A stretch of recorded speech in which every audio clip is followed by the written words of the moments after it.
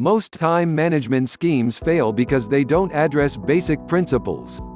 But this is a rich, moving and powerful book for anyone who is open to its message. While the language is a little overblown, the basic message is truly profound. The authors have identified a clear path to a way of life that enriches the person, the people around, and the world at large. For principle-centered living, it is critical to focus on activities that are important, and not just urgent. We must learn to live by the compass of principles instead of focusing on the clock. We must also have the humility to understand that importance is defined by principles that are larger than our values. Don't focus on urgent activities. Focus instead on important things, first things. Set principle-based goals. Try to do the right thing, for the right reason, in the right way. Focus on working with others to create win-win situations. Not everyone will be willing to live the humble, giving, and spiritual life, but for those who are, this book is all but unassailable.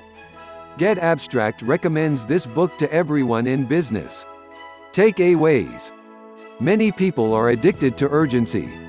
Concentrate on tasks that are important, but not urgent. This is where you can broaden our minds and increase our skills.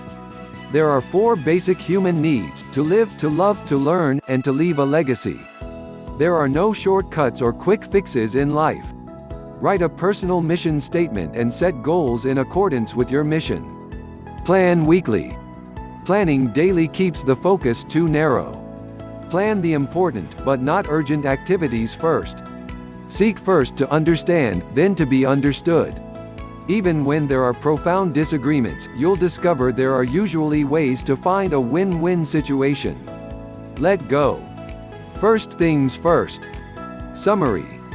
The clock and the compass. Traditional time management focuses on to-do lists and prioritizing tasks, calendars and appointment books, or planning, prioritizing and controlling, with short, medium and long-term goals in mind. This book presents a principle-centered approach to time management. Traditional time management suggests that if you do things more efficiently, you will get control of your life and find peace and fulfillment. This notion is wrong. We cannot control everything, so it is pointless to base our happiness on our ability to control. We are not in control of our lives, universal laws or principles are. The struggle to put first things first can be summarized by the difference between the clock and the compass. Urgency itself is not the problem. The problem is that when urgency is the dominant factor in our lives, importance isn't. The clock symbolizes how we manage our time, appointments, schedules and goals. The compass symbolizes vision, values, principles and conscience. It represents what we feel is important and how we lead our lives. Problems arise when there's a gap between the clock and the compass, when our activities don't add to what we feel is important in life. As we connect with the wisdom of the ages and the wisdom of the heart, we become less a function of the social mirror and more a person of character and conscience. For most people, there is still a gap between what's important to them and how they spend their time. Part of the problem is that time management focuses on control. But control is an illusion. We only control our choices, not the results of those choices. Efficiency is another fallacy. It assumes that more and faster are better. Values will not bring quality of life results unless we value principles. The factors that drive our choices about time are urgency and importance. Many people are addicted to urgency. They are constantly dealing with one crisis or another and avoid what is really important. We can divide how we spend our time into 4 quadrants based on 2 dimensions. Quadrant I, both urgent and important, is where we handle pressing, vital problems. We must spend time in Quadrant I activities. Quadrant II, important but not urgent, is the quadrant of quality, where we do long-term planning, empower ourselves and others, broaden our minds and increase our skills. Quadrant III, urgent but not important, is the quadrant of deception. These are distractions and interruptions. Quadrant IV, neither urgent nor important, is the quadrant of waste. These are mindless activities and trivial escapes. When we put first things first, we live in quadrants I and II, staying out of 3 and IV. Therefore, look for more quadrant 2 time by cutting down on quadrant 3 time. Like chemical abuse, urgency addition is a temporary painkiller used in excess. Understanding what is truly important means accepting that there are 4 basic human needs: to live, to love, to learn, and to leave a legacy. These correspond to physical, social, mental, and spiritual well-being. Any of these needs, unmet, can sap your energy and attention or drive you to urgency addiction. We tend to see these 4 needs as separate. In fact, they overlap. When we meet one need, it helps us in all areas. Once we understand that these needs are interrelated, we realize that when one need is unmet, we must address, not ignore, the other 3 needs. To meet these needs and get quality of life results, we must pursue our needs according to principles. Keep the main thing the main thing. We can understand how external realities govern our lives by considering the law of the farm. In agriculture, there are no quick fixes. Natural laws and principles determine the harvest. There are no shortcuts. Similarly, there are no shortcuts to integrity, courage, compassion, or character. Good health and economic security grow over time from effort. In relationships, we must earn respect and affection. Spiritual well-being springs from reaching out to help others. When we learn that principles exist beyond us, we get a sense of humility. This is the wellspring of all virtues. When we talk about time management, it seems ridiculous to worry about speed before direction, about saving minutes when we may be wasting years. We have 4 endowments for fulfilling these principles: self-awareness, conscience, independent will, and creative imagination. Keep a personal journal to build self-awareness. Read the wisdom literature of the ages, observe others, meditate and learn from experience to build conscience. Make and keep promises to nurture independent will. Use visualization to build creative imagination. Self-awareness prompts us to start where we are, no illusions, no excuses, and helps us to set realistic goals. To plan your week ahead, focus on the following. 1. Connect with your vision and mission. Consider what is important in your life. What do you want to do or be? Many people capture these answers in a personal mission statement. Once you know the answers, schedule activities that align with your purpose. 2. Identify your roles. Roles mean responsibilities, relationships, and areas of contribution. List roles like individual, personal development, husband, father, manager, new products, or charity chairman. Keep the number to 7 or fewer, that's all most people can manage at once. Natural roles grow out of your mission. After writing down your roles, add a special role called Sharpen the Saw, which includes the things that keep you sharp, physically, socially, mentally, and spiritually. 3. Select quadrant 2 goals in each role. Ask yourself what you can do this week to have the greatest positive impact in each role. 4. Create a decision-making framework for the week. Specific appointments usually work best. Make appointments with yourself for planning. If they need to be moved, reschedule them immediately. Treat yourself just as you would someone else. After quadrant 2 goals are in place, fill in the rest of the schedule with activities from the other quadrants. 5. Exercise integrity in the moment. Translate your mission to action with peace and confidence.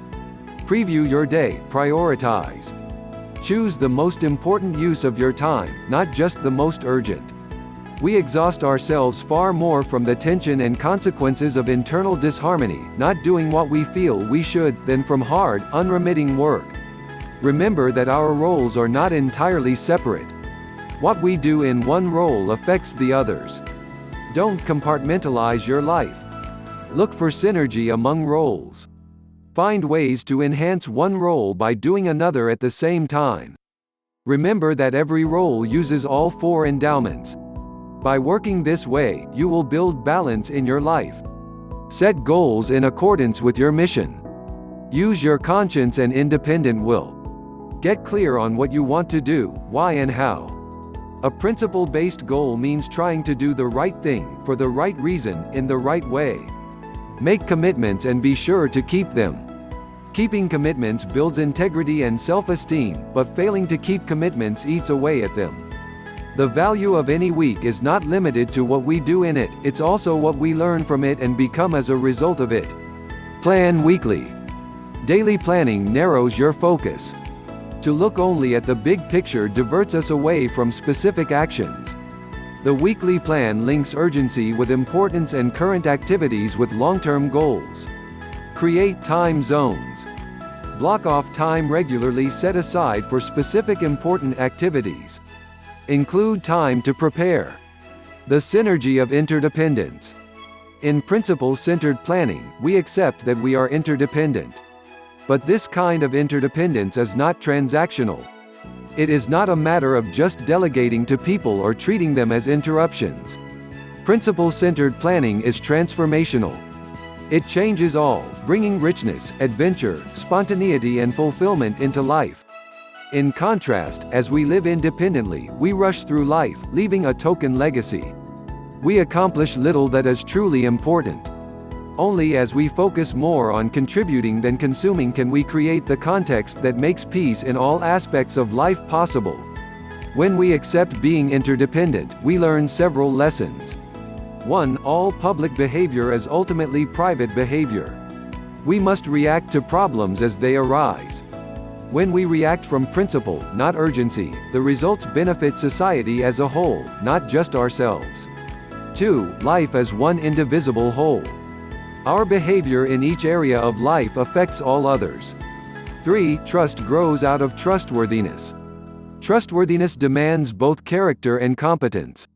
Neither is enough without the other. Character includes integrity, maturity, and an optimistic abundance mentality. Competence includes technical competence, conceptual competence, the ability to see the big picture, and interdependent competence, the ability to work with others and to find win-win solutions. Becoming principle-centered is just that, becoming. It's not arriving, it's a lifetime quest. By accepting interdependence, we redefine importance, prevent crises by building relationships, and clarify expectations up front. The synergy of transformational interdependence is scary and the results are uncertain. When you go into it, you won't know how it will turn out. The 4 endowments are therefore the key to successful synergy. Conscience leads to collective conscience. Independent will leads to interdependent will, which forms win-win situations. The peace and power of principle-centered living. Think win-win. Remember that winning means achieving your goals. Nobody has to lose. To find win-win situations, seek to understand, to be understood, then synergize. Even when people disagree, there are usually ways to find a win-win situation. Even if there are profound disagreements, there are ways to find common ground by using empathy. When in a leadership role, look for ways to become a leader, servant, whose mission is to empower others, to build character and competence in them. If you find yourself in a work environment where your boss won't empower you, apply win-win principles yourself. Over time, you'll almost always change people's attitudes about you and your job. To create shared mission statements you need 4 conditions: 1. Enough people, 2. Who are fully informed, 3. And are interacting freely and synergistically, 4. In an environment of high trust. Empowering organizational mission statements aren't handed down from on high. They come from the bowels of the organization. They include vision and principle-based values. They address all 4 needs and endowments. Principle-centered living moves us from time management to personal leadership. Instead of just solving problems, we build people and synergistic relationships. We see opportunities which we missed before. We see the day differently. Tasks provide an opportunity for growth and improvement. We find peace as we live, love, learn and leave a legacy with balance and joy. We find peace in developing our endowments and gaining competence and character. We find peace as cooperation replaces competition and we become part of a synergistic, loving whole. Peace is found by learning to listen. Many of us expect to accomplish every goal every day. We see change as the enemy. But in principle-centered living, we surrender that expectation. We learn not to be frustrated by change or disagreements. Pride, in the sense of being prideful, is very dangerous. Pride in achievement is okay, but the pride of competitiveness, of being above the rest, is the enemy of peace. The antidote to pride is the humility to realize that we are not independent and that meaning comes not from competition, but from contribution. There may be several turning points in our lives, but the most critical is when we decide to live by conscience, accepting that whatever the consequence, we will follow it. By making that decision, we create a lifestyle where we love consequences instead of fearing them. As a final question, ask yourself, is there something I feel I could do to make a difference? Remember, as Gandhi said, we must become the change we seek in the world. Ralph Waldo Emerson said, "Nothing can bring you peace but yourself. Nothing but can bring you peace but the triumph of principles."